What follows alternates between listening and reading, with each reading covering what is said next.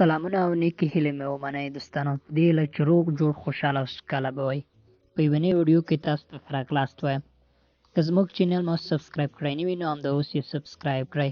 د ګنګړي نښان هم ووهئ چې راتلونکې ویډیوګانې تاسو ته په اسانۍ ورسیږي.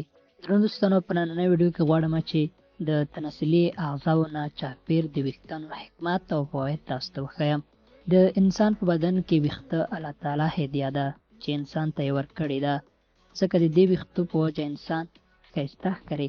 لکه د سر ویښته، د سړي لپاره د ګیرې ویښته، او هر انسان د دې ویښتو د بقا لپاره هر قسم کوښښ کوي چې تر څو ډېر وخت دوام وکړي.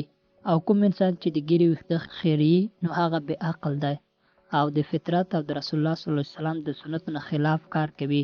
خو د انسان په بدن کې نور هم داسې ویښتان شته چې انسان پرې تنګسیا احساس کوي، او اسلامي شریعت یې هم د خرولو یا ویستلو امر کړی دی، لکه د تناسلي آلې یعنې فرد نه چاپېر ویښته او د تخرګونو ویښتان. ډېر انسانان به دا فکر کوي چې دا ویښته چې شریعت یې هم خریلو امر کړی دی او انسان هم پرې تنګسیا احساس کوي، نو دا یو بل شی الله تعالی پیدا کړی دی.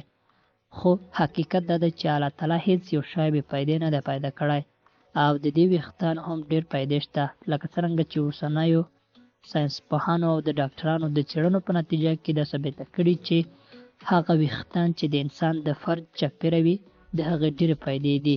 لومړی، دا ویښتان فرد د خارجي هغې جراثیمو نه ساتي چې د ډېرو مرضونو سبب کیدای شي، او د انسان په بدن کې دا ډېر حساس ځایونه دي چې د دې په وجه انسان د زندګۍ نه یو خوند اخلي او د دې په وجه د انسانانو نسل زیاتیږي. دوهم، تناسلي اندامونو ته شهوت راتلو لپاره زیاته وینه جلبوي.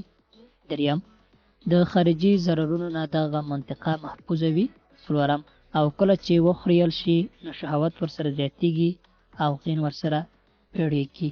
هم دوستانو، که زموږ چینل مو سبسکرایب کړی نه وي نو همدا اوس یې سبسکرایب کړئ.